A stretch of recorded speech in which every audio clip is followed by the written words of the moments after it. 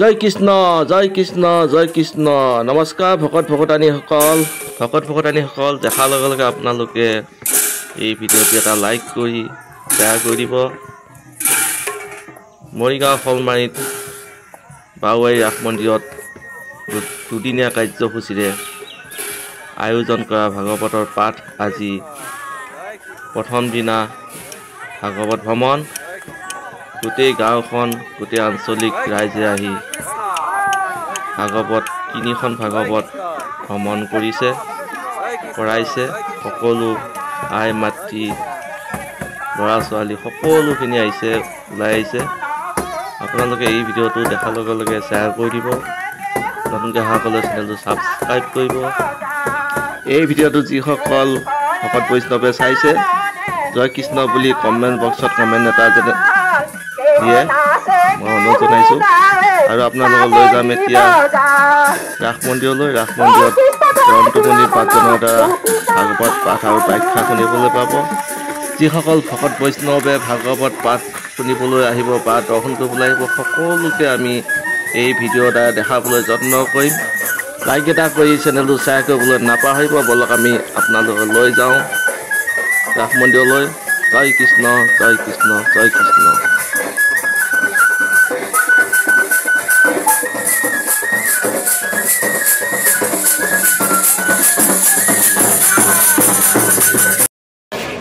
আৰু কি কৈছে? নমো নাভি পংকজ পংকজ মালাধাৰ, নমো নেত্ৰ পংকজ পংকজ পাৱজাৰ। ভগৱান কৃষ্ণৰ প্ৰতিটো অংগ কমলৰ লগত পদুম ফুলৰ লগত তুলনা কৰা হয়। ইয়াৰ বহুত তাত্ত্বিক কথা আছে। পৃথিৱীত এনেকুৱা কোনো বস্তু নাই যিবিলাক বস্তুৰ লগত ভগৱান কৃষ্ণৰ অংগ পতংগৰ তুলনা কৰিব পাৰে। কিয়? বাকী চব মায়াৰ দ্বাৰা সৃষ্ট। প্ৰভু ভগৱন্তৰ মায়াৰ তিনিটা গুণৰ দ্বাৰা সৃষ্ট, কিন্তু পদুম এনেকুৱা এপাহি ফুল যি সৃষ্টিৰ প্ৰাক মুহূৰ্তত ভগৱানৰ নাভিৰ পৰা পদুম ফুল ওলাইছে। তাৰ পৰাহে ব্ৰহ্মা ওলাইছে। ব্ৰহ্মা পদুম ফুলৰ পাহিতে পিছত ওলাইছে প্ৰথম পদুম ফুল পাহ। আৰু পদুম ফুল এনেকুৱা এপাহ ফুল যি বোকাত থাকক পানীত থাকক তাক কেতিয়াও বেলেগে কোনো ধৰণৰ স্পৰ্শ কৰিব নোৱাৰে, কোনো প্ৰভাৱ নপৰে। ই বোকাত থাকিও একেই থাকিব, পানীত থাকিও একেই থাকিব। পদুম ফুলৰ লগত ভগৱানৰ অংগ পতংগবিলাক তুলনা কৰিছে। কিন্তু এটা কথা বুজি লওক, যদিও কোৱা হয় পদুম পাহি নিচিনা চকু, কিন্তু আচলতে পদুম ফুল পাহ আটাইতকৈ সুন্দৰ কাৰণেহে তুলনা কৰিছে।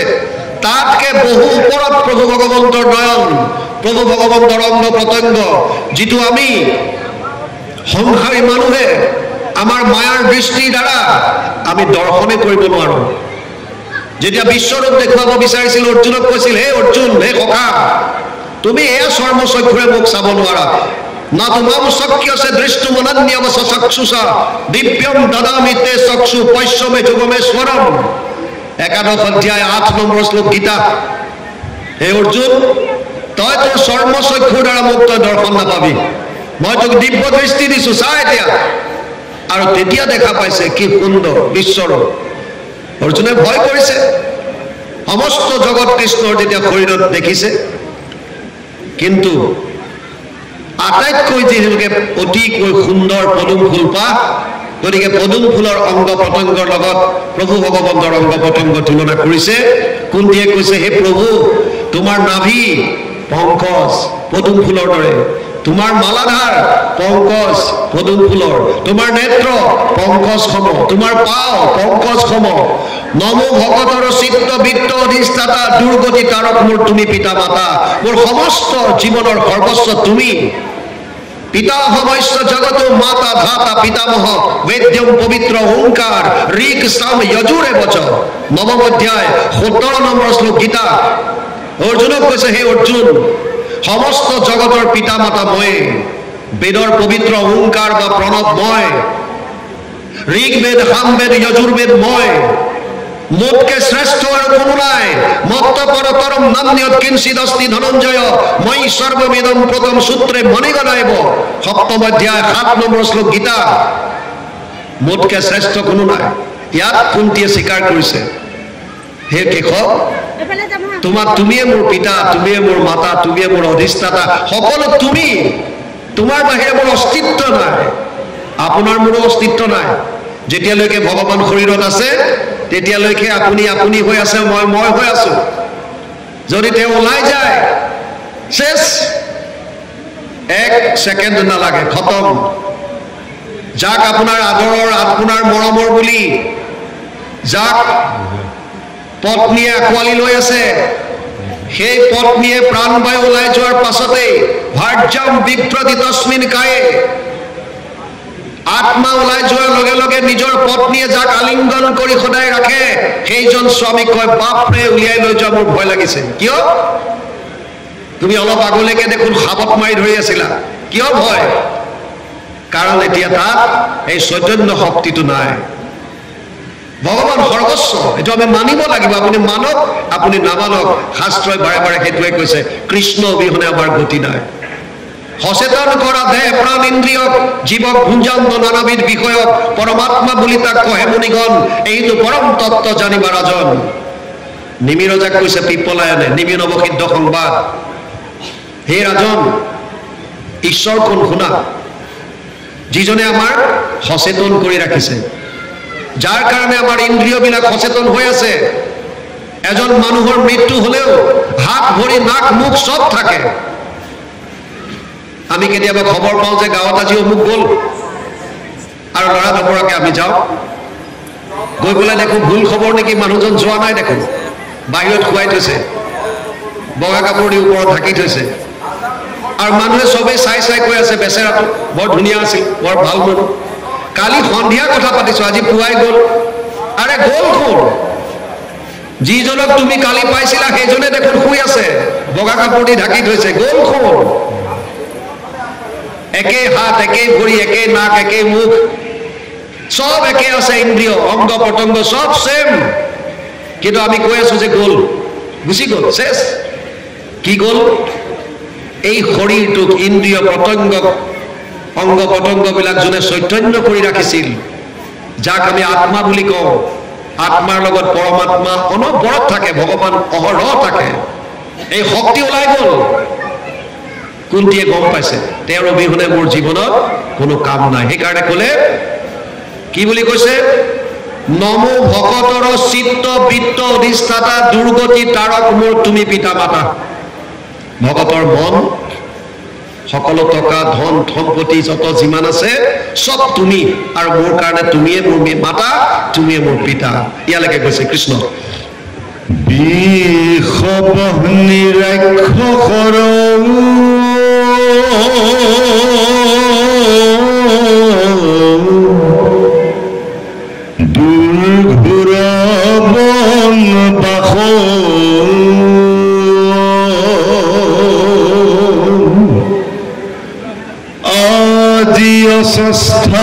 স্থমাৰয়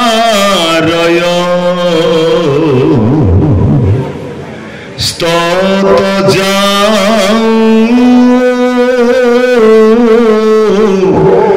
নাহ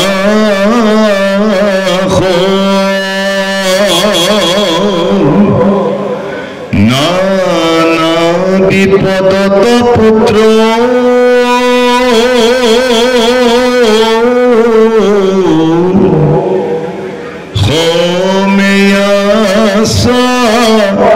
রাখি সতকে শিশুক যেন ঢাকি থাকে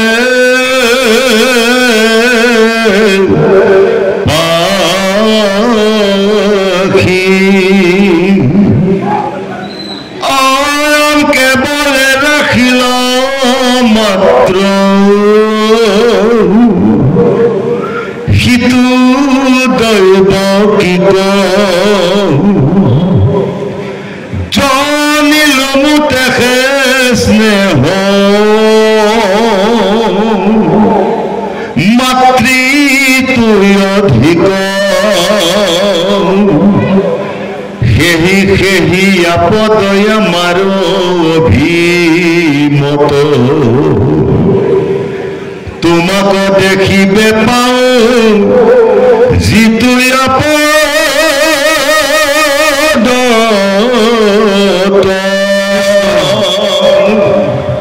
কুন্তীয়ে কৈছে বিষ বহনী ৰাক্ষসৰ দুৰ্ঘোৰ বনবাস আজি অশ্বত্থমাৰ অস্ত্ৰত যাওঁ না নানা বিপদত পুত্ৰ সময় আশা ৰাখি শতকে শিশুক যেন ঢাকি থাকে পাখি চাওক আমি প্ৰত্যেকজন মানুহে ভগৱানক সদায় ভগৱানৰ ওচৰত সুখ বিচাৰোঁ হে প্ৰভু মোক অমুকটো দিয়া মোক তমুকটো দিয়া কিয় যাতে সুখ পাওঁ কেৱল এগৰাকী কুন্তী যোনে ভগৱানৰ ওচৰত দুখ বিচাৰিছিল দুখ কি কৈছে সেহি সেহি আপদ আমাৰ অভিমত তোমাক দেখিবে পাওঁ যিটো আপদত কুন্তীয়ে কৈছিল বিপদসং দূত শাশ্বত তত্ৰ তত্ৰ জগত গুৰু ভৱতু দৰ্শনম ইয়াত স্যাত পূৰ্ণ ভৱ দৰ্শনম 1:8-25 প্ৰথম স্কন্ধ অষ্টম অধ্যায় 25 নম্বৰ শ্লোক ভাগৱত কুন্তীয়ে কৈছে হে কেশৱ মোক তুমি বিপদ দিয়া কিয় মোৰ জীৱনত যিমান বিপদ আহিছে যেতিয়া যেতিয়া বিপদ আহিছে তুমি মোৰ লগত আছা মোৰ কাষত আছা কোনবিলাক বিপদ বিষ বহনী ইয়াত কৈছে বিষ বহনী ৰাক্ষসৰ দুৰ্ঘোৰ বনবাস আজি অশ্বত্থমাৰ অস্ত্ৰত যাওঁ না বিষাগ্নে পুৰুষদ দৰ্শনাদ শত সভায় বনবাস কৃষ্ণত মৃদে মৃদে অনেক মহারথাস্ত্রাত দ্রৌণী অস্ত্রাত হরি অভিরক্ষিতা 1:8-24 প্রথম স্কন্ধ অষ্টম অধ্যায় 24 নম্বৰ শ্লোক ভাগৱত কুন্তীয়ে কৈছে হে কেশৱ যেতিয়া দুৰ্যোধনে ভীমক বিষ পান কৰাইছিল যেতিয়া এই কৌৰৱ পাৰ্টিয়ে যদুগৃহত জ্বলাই দিবলৈ চেষ্টা কৰিছিল বহনী যেতিয়া দ্ৰৌপদীক বস্ত্ৰহৰণ কৰাইছিল অসৎ সভা যেতিয়া দুৰ্বাসাক বনলৈ পঠাইছিল যাতে অন্ন খাবলৈ নেপালে তেওঁ হাত দিব বনবাস কৃষ্ণত আৰু কুৰুক্ষেত্ৰৰ যুদ্ধত বিভিন্ন ধৰণৰ মহাৰথীৰ অস্ত্ৰৰ পৰা আৰু ইতিমধ্যে অশ্বত্থমাৰ ব্ৰহ্মাস্ত্ৰৰ পৰা প্ৰতিটো মুহূৰ্ত যেনেকৈ চৰায়ে পাখিৰ দ্বাৰা তেওঁৰ সন্তানকেইটাক ৰক্ষা কৰি থাকে হে কেশৱ প্ৰতিটো মুহূৰ্তত তুমি মোক ৰক্ষা কৰি আছা প্ৰতিটো মুহূৰ্তত ইয়াত কৈছে বিষ বহনী ৰাক্ষসৰ দুৰ্ঘোৰ বনবাস আজি অশ্বত্থমাৰ অস্ত্ৰত যাওঁ না নানা বিপদত পুত্ৰ সময় আশা ৰাখি শতকে শিশুক যেন ঢাকি থাকে পাখি লগতে কৈছে কেৱলে ৰাখিলা মাত্ৰ সিটো দৈৱকীক জানিলো মোতেহে স্নেহ মাতৃটো অধিক দৈৱকীৰ অষ্টম পুত্ৰৰ 6টা পুত্ৰ কংসই মাৰিলে আৰু ইয়াত কুন্তীয়ে কৈছে তুমি কিন্তু এটাও নাৰাখিলা তাৰ আপোনালোকে গম পাব দৈৱকীৰ যেতিয়া কংসই নিজে ৰথৰ জৰি লৈ আপোনালোকে ৰাস ইয়াত কৰি থাকে গমে পায় আকাশীবাণী শুনিছিল শুনৰে পাপিষ্ট কংস পৰম অজ্ঞান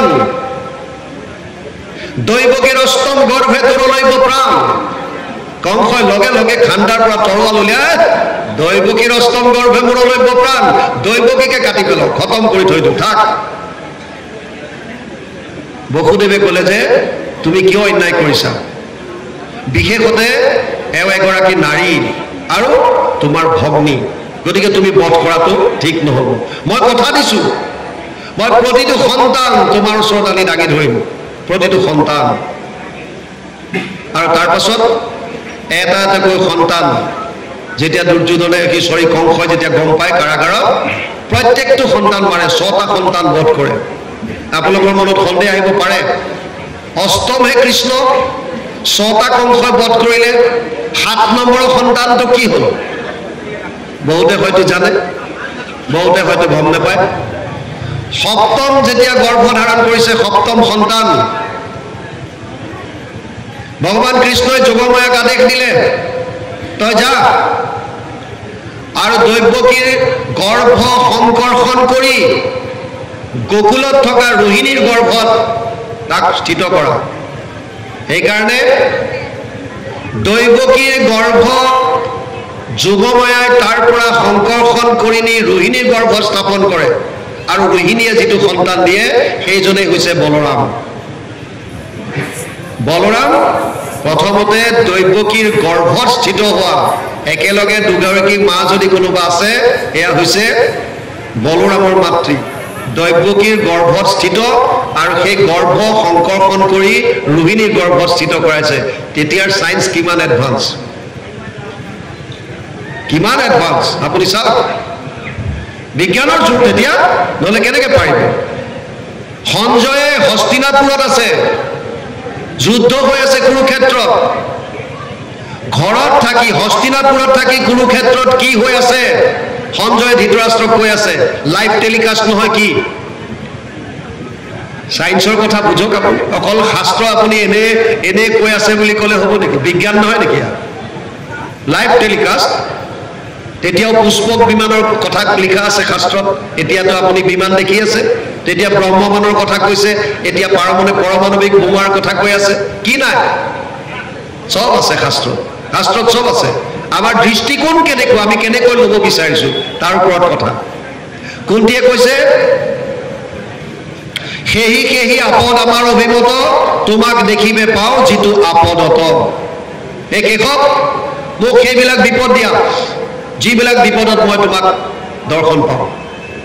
মোক সকলো বিপদ দিয়া, মোৰ কোনো আপত্তি নাই, খালি এটাই প্ৰাৰ্থনা, তোমাক যাতে মই তোমাক কাষত পাওঁ। ইয়ালৈকে গৈছে কৃষ্ণ। শ্ৰী ভোলে ভোলে মন কৰে নানা কাম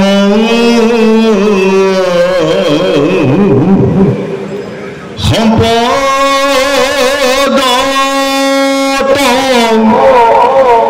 নপৰে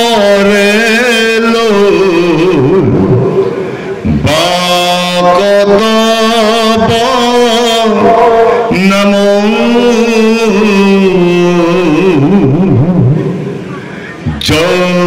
জগতৰে আত্মান্ত্ৰ জমি মহা